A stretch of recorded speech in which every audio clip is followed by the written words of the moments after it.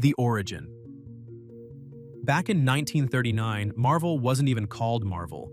It was known as Timely Comics, and its pages were packed with bold, fast-paced stories that screamed adventure. The world was on edge with World War II underway, and comic books quickly became a place where ordinary people could find extraordinary hope. In those early days, the heroes didn't wear complicated moral dilemmas or emotional baggage. They were brave, strong, and proudly American. And leading them all was Captain America, a super soldier in red, white, and blue who punched Hitler on the cover of his very first issue.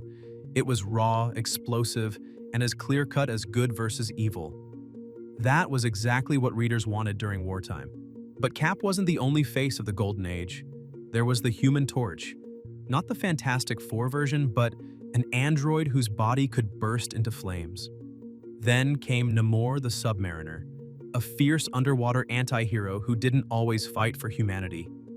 These characters were unpredictable, powerful, and perfect for the explosive storytelling of the era, and the themes were just as big. There were monsters rising from the ocean, shadowy figures lurking in alleyways, and bold spies fighting enemies with secret gadgets. It was all fast-paced and exaggerated, echoing the pulp magazines of the time. Even after the war ended, comics didn't slow down. They evolved. As superheroes started to fade from popularity, horror stories, crime dramas, and science fiction took over. Writers filled pages with vampires, werewolves, and radioactive beasts. Readers loved it, but that love came with a backlash. Concerns about violence and dark imagery led to the Comics Code Authority, a strict rulebook that forced creators to pull back on what they could show. Despite this, the energy never disappeared. It only waited. And by the time the 1960s hit, Marvel exploded back into the spotlight. Only this time, things were about to get louder, weirder, and way more human: the explosion. In the early 1960s, Marvel Comics ignited something that would change superhero stories forever. This wasn't just another reboot or a fresh batch of capes. It was a creative explosion led by minds like Stan Lee, Jack Kirby, and Steve Ditko. Together, they weren't just telling stories, they were building an entire world where heroes could breathe, suffer, doubt, and live in the same messy reality as the rest of us. It all started with the Fantastic Four in 1961. Four astronauts hit by cosmic rays came back to Earth not as icons, but as a dysfunctional family with powers they didn't ask for. They argued, they struggled, and they felt human in a way heroes never had before. That crack in the perfect superhero image opened the door for something new, and Marvel didn't hesitate to kick it wide open. Then came Spider-Man, the teen hero who had to juggle high school and crime fighting while barely making rent. He wasn't a sidekick. He was the star, and his problems felt real. Suddenly, being a hero wasn't just about stopping villains. It was about navigating life while trying not to fall apart. The X-Men followed, bringing in themes of isolation, prejudice, and identity. Mutants were born different, feared by the world, and often feared themselves. And it hit deeper than just action panels. It was about society, about people who didn't fit in, and about finding strength in the very things that made you feel broken. By doing so, everything got connected. Iron Man could show up in a Hulk story. The Avengers could form from scattered characters across different titles. This was the Marvel Universe taking shape, one crossover at a time. It was alive, tangled, and broader than anyone had seen before. And just when things felt personal and grounded, the next era took that emotional core and dragged it straight into darkness. Because in the 1970s, heroes weren't just flawed anymore, they were about to get seriously complicated. The age of complexity. The 1970s cracked open a new chapter for Marvel, and it was nothing like what came before. This wasn't about flashy costumes or heroic catchphrases anymore. Now the stories dug deeper, got personal, and exposed the parts of these characters that used to stay hidden. Readers weren't just flipping through fun superhero adventures. They were witnessing emotional breakdowns, tragic losses, and characters questioning their own morality. This era made the Marvel Universe feel brutally real. The death of Gwen Stacy shattered Spider-Man's world, and with it, the illusion that heroes always win. Her fall from that bridge marked a turning point, one where consequences began to matter more than the costume.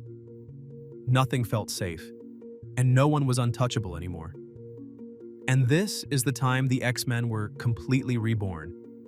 With the arrival of Wolverine, Storm, Nightcrawler, and Colossus, the team turned global and unpredictable. Storm controlled the weather, but she also carried heavy emotional storms of her own. Wolverine was the definition of danger, a wild card with claws, trauma, and no patience for rules. But things got even more complex. The Dark Phoenix saga pushed the boundaries even further, showing how power could twist love into destruction. Jean Grey wasn't saved. She destroyed worlds, and then she died. It was raw, intense, and nothing like the clean endings of earlier decades. Additionally, new anti-heroes like the Punisher entered the scene, gunning down criminals with zero hesitation. He wasn't interested in justice, just punishment. It reflected the world's growing cynicism, and Marvel didn't flinch from it. Every panel seemed to say that life is messy, that people are complicated, and that sometimes the heroes don't walk away clean. And just when things felt like they couldn't get any heavier, the next era kicked down the door with bigger guns, sharper edges, and heroes who didn't even pretend to play nice anymore. The Extreme Era. This era was about to bring chaos with muscle, metal, and mayhem. By the mid-80s, Marvel had dropped the gloves completely and stepped into the shadows. It was the Extreme Era, and it earned its name in every way. The tone went darker, the heroes got messier, and the world of comics stopped pretending everything would work out in the end. Blood hit the panels, guns hit the covers, and sometimes even the good guys looked more terrifying than the villains. Anti-heroes stole the spotlight with brutal efficiency. The Punisher wasn't alone anymore. Characters like Deadpool broke the fourth wall while breaking bones. On top of that, Venom twisted Spider-Man's story into something monstrous, all snarls and dripping teeth. Then, Cable arrived from a grim future, packing heat, metal arms, and absolutely zero time for jokes. These weren't classic capes with ideals.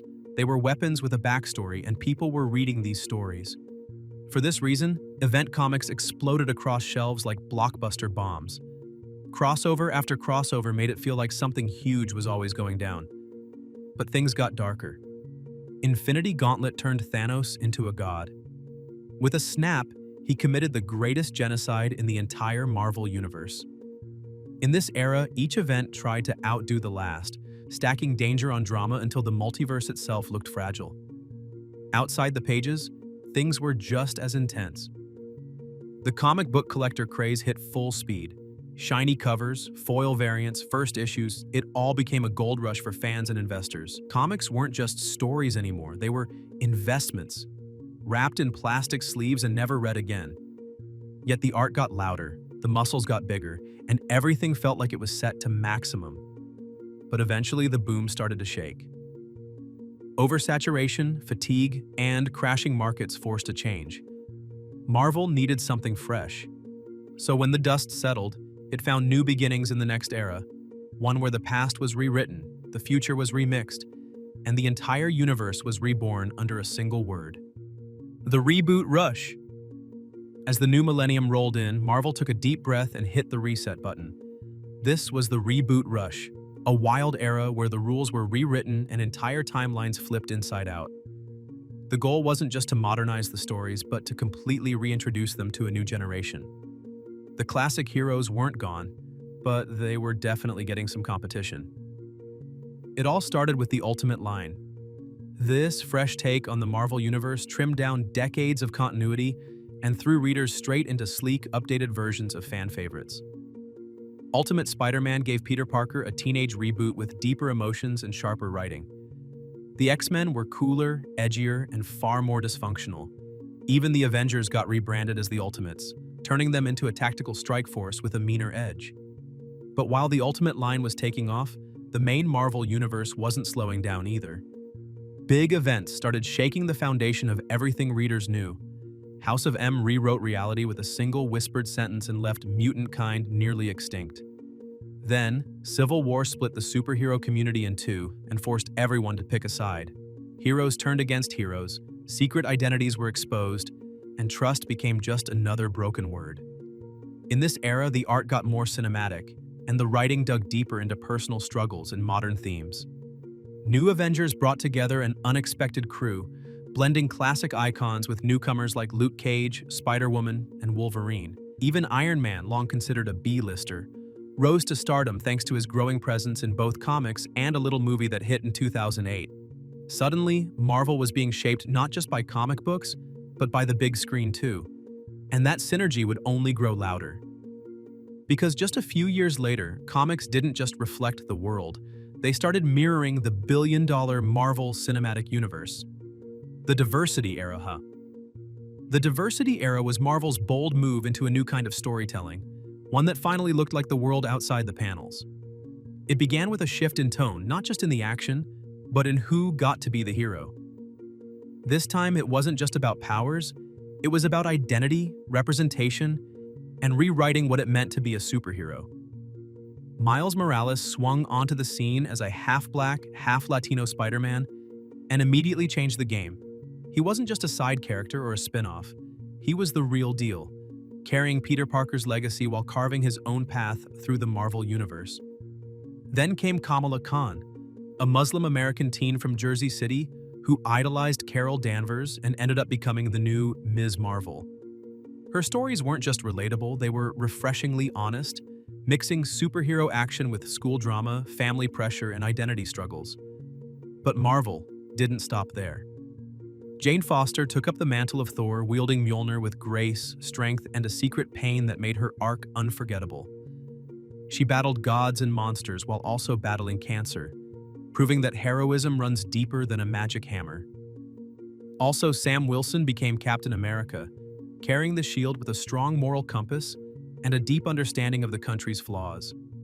The comics embraced legacy in a way that felt both respectful and revolutionary. Old names were passed on to new faces, and with them came bold, modern stories that didn't back down from real-world topics. Readers saw themselves in the panels in ways they never had before, and a new generation found heroes who spoke directly to them. It was a time of inclusion, of taking risks, and of making sure everyone had a seat at the table. But just as things began to feel more grounded and personal, a much larger force started to reshape the comics themselves. Because what came next was an era where the movies didn't just influence the comics, they practically took over the entire blueprint. The MCU Era. The MCU era didn't just change how people saw Marvel, it completely rewired how Marvel operated from the inside out. While the first Iron Man hit theaters in 2008, the comics didn't immediately react, but by 2012, it was clear something massive had shifted. The Marvel Cinematic Universe had become a global machine, and the comics began to mirror its most successful parts. Characters started looking more like their on-screen versions. Nick Fury in the comics suddenly resembled Samuel L. Jackson. The Guardians of the Galaxy, once a barely known group in the comics, were redesigned to match their movie counterparts, complete with Rocket's sarcasm and Star-Lord's charm. Even the lineup of teams like the Avengers shifted to reflect what fans saw in theaters, creating a stronger sense of familiarity for new readers jumping in from the films. The synergy between the comics and movies grew tighter. Major story arcs in the comics began to feel like previews of possible film plots or extended scenes from the MCU's bigger story. Iron Man's behavior, Captain America's politics, and even Thanos' rising influence all started to sync with the cinematic beats. It wasn't just about capitalizing on the popularity of the films. It was about keeping the comics relevant in a world where the movies had become the main gateway for fans. Events like Infinity, Secret Wars, 2015, and even Civil War II carried cinematic flair and widescreen pacing. Everything was bigger, flashier, and tailored to grab attention with bold visuals and fast-paced drama. It was a double-edged sword, though, because while it brought more eyes to the comics, it also made some stories feel like background material for the big screen. Still, this era proved that Marvel could be a multimedia empire, blending comic history with blockbuster spectacle. But just as Marvel seemed to master the art of cinematic synergy, the comics cracked open something even more chaotic, the Multiverse Era. The Multiverse Era exploded like a cosmic detonation, sending shockwaves through every layer of Marvel's storytelling. Starting around 2020, the idea of one reality wasn't enough anymore, and Marvel leaned all the way into alternate timelines, fractured dimensions, and overlapping legacies. Everything became connected, from the obscure side characters of Earth 6116 to the darker echoes of twisted universes that had barely been explored before. What made this era wild was how every character suddenly had 1,000 versions of themselves scattered across time and space. You had Spider-Men from different realities teaming up, Wolverine dying in one timeline while thriving in another, and Venom evolving from street-level terror to a multiversal godlike figure. The rules of continuity became more like guidelines, and that gave Marvel room to tell bigger, crazier stories without being chained to what came before. King in Black set the tone early with its apocalyptic tone and high-stakes cosmic warfare. The god of the symbiotes, Knull, brought darkness crashing down across every title, turning Eddie Brock into something far more than just Venom. Then came Dark Web, fusing the mythos of Spider-Man and the X-Men with demonic chaos in the streets of New York, blending magic, clones, and corrupted legacies into one infernal storm.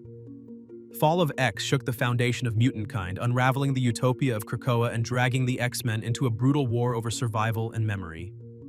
Characters are no longer limited by linear arcs. They are chasing destiny across universes, trying to fix broken timelines, or battling versions of themselves who have made very different choices. In this era, multiversal travel isn't a gimmick. It is the main vehicle for storytelling. Marvel uses it to bring back the dead, reinvent icons, and fold in forgotten corners of its massive universe.